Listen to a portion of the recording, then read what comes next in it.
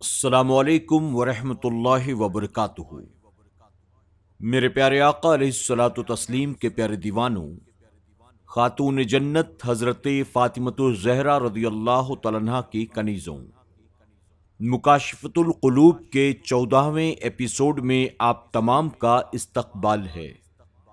الصلاۃ والسلام علیک یا رسول اللہ، الصلاۃ والسلام علیک یا حبیب اللہ، الصلاۃ والسلام علیک یا نبی اللہ، وعلی آلک واصحابک یا نور اللہ صلی اللہ تعالی علیہ وسلم۔ میرے پیارے آقا علیہ الصلوۃ والتسلیم کے پیارے دیوانوں، خاتون جنت حضرت فاطمۃ الزہرا رضی اللہ تعالیٰ عنہا کی کنیزوں، کل کے ایپیسوڈ میں ہم نے 12ویں باب سے شیطان اور اس کے عذاب کے تعلق سے درس سماعت کیا تھا۔ آئیے اسی درس کو آگے بڑھاتے ہیں۔ مختلف آسمانوں پر شیطان کے نام۔ شیطان کا پہلے آسمان پر عابد، دوسرے پر زاہد، تیسرے پر عارف، چوتھے پر ولی، پانچویں پر متقی، چھٹے پر عزازیل اور لوح محفوظ پر ابلیس تھا۔ وہ اپنی عاقبت سے بے فکر تھا۔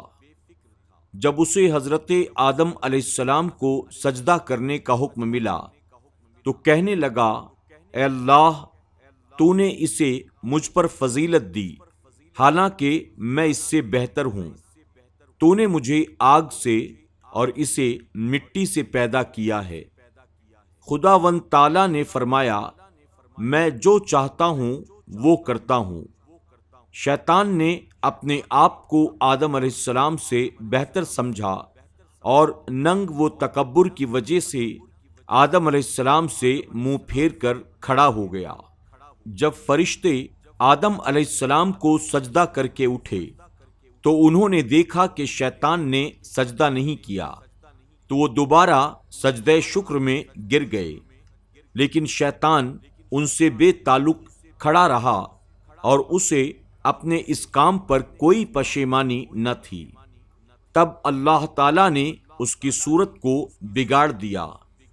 خنزیر کی طرح لٹکا ہوا منہ، سر اونٹ کے سر کی طرح، سینہ بڑے اونٹ کے کوہان جیسا، ان کے بیچ چہرہ ایسے جیسے بندر کا چہرہ، آنکھیں کھڑی، نتنے حجام کے کوزے یعنی برتن کی طرح جیسے کھلے ہوئے، ہونٹ بیل کے ہونٹوں کی طرح لٹکے ہوئے، دانت خنزیر کی طرح باہر نکلے ہوئے، اور داڑھی میں صرف 7 بال۔ اسی صورت میں اسے جنت سے نیچے پھینک دیا گیا، بلکہ آسمان و زمین سے جزیروں کی طرف پھینک دیا گیا۔ وہ اب اپنے کفر کی وجہ سے زمین پر چھپتے چھپتے آتا ہے اور قیامت تک کے لیے لعنت کا مستحق بن گیا۔ شیطان کتنا خوبصورت، حسین، کثیر العلم یعنی زیادہ علم والا، کثیر العبادت یعنی زیادہ عبادت کرنے والا، فرشتوں کا سردار، مقربین کا سرخیل تھا، مگر اسے کوئی چیز اللہ کے غضب سے نہ بچا سکی۔ بے شک اس میں عقل مندوں کے لیے بڑی عبرت ہے۔ ایک روایت میں ہے کہ جب اللہ تعالیٰ نے شیطان کی پکڑ کی تو جبرائیل و میکائیل رونے لگے۔ رب نے فرمایا، کیوں روتے ہو؟ عرض کی، اے اللہ، تیری پکڑ کے خوف سے روتے ہیں۔ ارشاد ہوا، اسی طرح میری پکڑ سے روتے رہنا۔ اولاد آدم پر شیطان کا غلبہ۔ شیطان نے اللہ سے کہا، اے اللہ، تو نے مجھے جنت سے نکالا تو آدم کے سبب، اب مجھے اولاد آدم پر غلبہ عطا فرما۔ اللہ تعالیٰ نے فرمایا، میں نے تجھے نبیوں کے علاوہ جن کی عصمت مسلم ہے آدم کی اولاد پر غلبہ دیا۔ شیطان بولا کچھ اور۔ اللہ تعالیٰ نے فرمایا جتنی آدم کی اولاد ہوگی اتنی ہی تیری بھی اولاد ہوگی۔ شیطان بولا کچھ اور۔ خداوند کونین نے فرمایا میں نے ان کے سینوں کو تیرا مسکن بنایا تو ان میں خون کی طرح گردش کرے گا۔ عرض کی کچھ اور۔ فرمان الہی ہوا اپنے سوا اور پیادہ مددگاروں سے مدد مانگ کر انہیں حرام مال کی کمائی پر آمادہ کرنا، انہیں حیض کے دنوں وغیرہ میں مجاعمت سے اولاد حرام کا حقدار بنانا اور حرام کاری کی وجہ پیدا کرنا، انہیں مشرکانہ نام سکھانا جیسے عبد العزیٰ وغیرہ، انہیں گندی باتیں، برے افعال اور جھوٹے مذہبوں کے ذریعے گمراہ کرنا، انہیں جھوٹی تسلیاں دینا جیسے جھوٹے معبودوں کی شفاعت، آبا و اجداد کی کرامتوں پر فخر، لمبی امیدوں کے ذریعے توبہ میں دیر وغیرہ، اور یہ سب کچھ ڈرانے کے طور پر تھا، جیسا کہ فرمان الہی ہے تم جو چاہو کرو۔ آدم علیہ السلام نے عرض کی اے اللہ تو نے میری اولاد پر ابلیس کو مسلط کر دیا، اب اس سے رہائی تیری رحمت کے بغیر کیسے ہوگی؟ اللہ رب العزت نے فرمایا تیرے ہر ایک فرزند کے ساتھ میں محافظ فرشتے بناؤں گا۔ عرض کی ابھی کچھ اور۔ فرمان الہی ہوا ایک نیکی کا ثواب انہیں 10 گنا ملے گا۔ عرض کی ابھی کچھ اور۔ فرمان الہی ہوا ان کی آخری سانس تک ان کی توبہ قبول کروں گا۔ عرض کی کچھ اور عطا فرما۔ فرمان ہوا ان کے لیے بخشش عام کر دوں گا، میں بے نیاز ہوں۔ آدم علیہ السلام بولے اے میرے رب یہ کافی ہے۔ شیطان نے کہا اے اللہ تو نے آدمی کی اولاد میں نبی بنائے، ان کو کتابیں نازل کی، میرے رسول اور کتابیں کیا ہیں؟ جواب آیا میں تیرے رسول اور گدی ہوئی کھالیں تیری کتابیں، جھوٹ تیری حدیثیں، تیرا قرآن شعر، تیرے مؤذن باجے، تیری مسجد بازار، تیرا گھر حمام خانے، تیرا کھانا وہ جس پر میرا نام نہ لیا جائے، تیرا پینا شراب اور عورتیں تیرا جال ہیں۔ میرے پیارے آقا علیہ الصلوۃ والتسلیم کے پیارے دیوانوں، خاتون جنت حضرت فاطمۃ الزہرا رضی اللہ تعالیٰ عنہا کی کنیزوں، اسی کے ساتھ 12واں باب شیطان اور اس کا عذاب مکمل ہوا۔ اب آئیے 13ویں باب کی طرف بڑھتے ہیں۔ امانت فرمان الہی ہے۔ اللہ نے آسمانوں اور زمین اور پہاڑوں پر امانت پیش کی، وہ اسے سنبھالنے کے لیے آمادہ نہ ہوئے، انہیں خوف ہوا کہ وہ اس امانت کا حق ادا نہ کر سکیں گے اور عذاب کے مستحق ہوں گے، یا انہیں خیانت کا خوف لاحق ہوا۔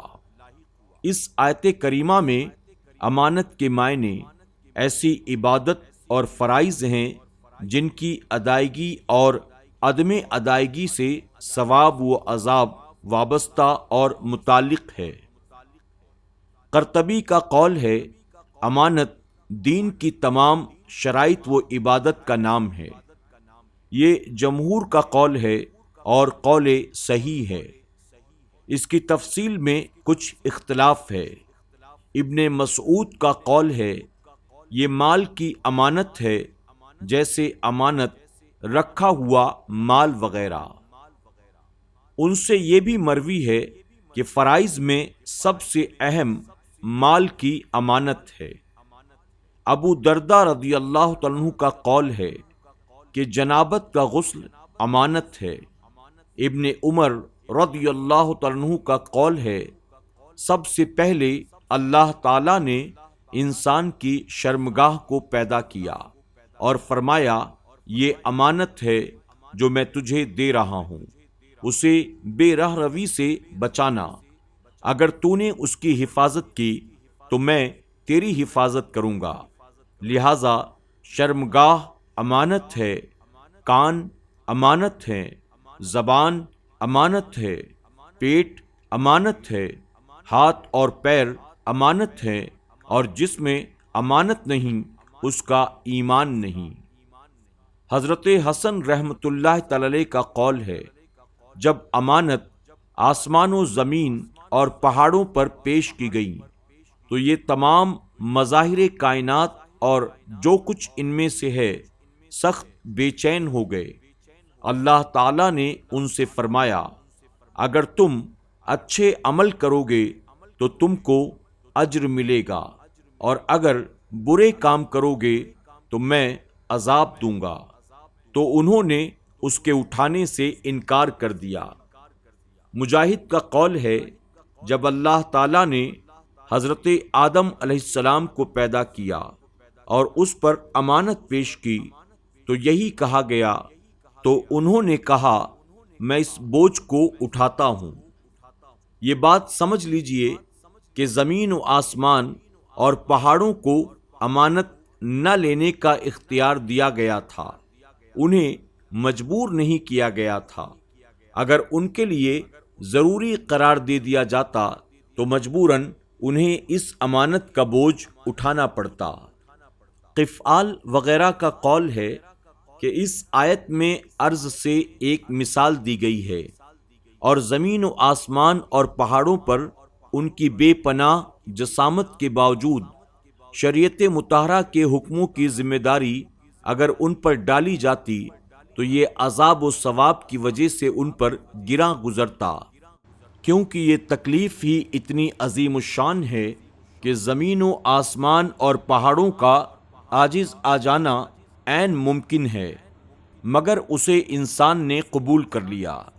چنانچہ فرمان الہی ہے، آدم علیہ السلام پر اس وقت یہ امانتیں پیش کی گئیں جبکہ میثاق یعنی وعدے کے وقت ان کی اولاد کو ان کے صلب ریڑھ کی ہڈیوں سے ننھی منھی صورتوں میں نکالا گیا، تو آدم علیہ السلام نے یہ امانت کا بوجھ قبول کر لیا۔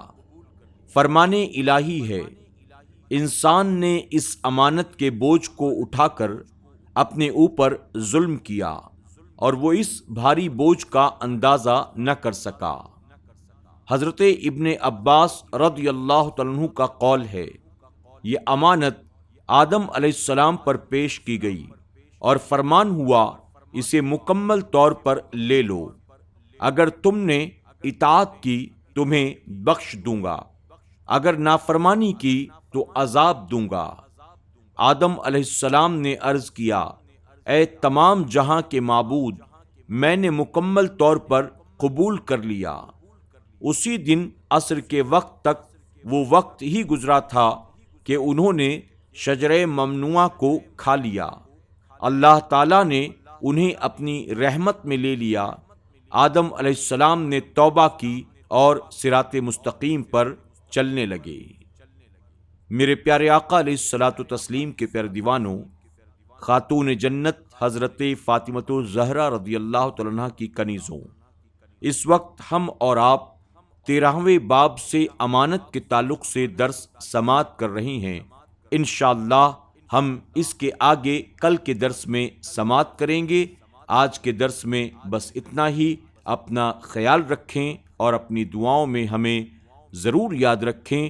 السلام علیکم ورحمۃ اللہ وبرکاتہ۔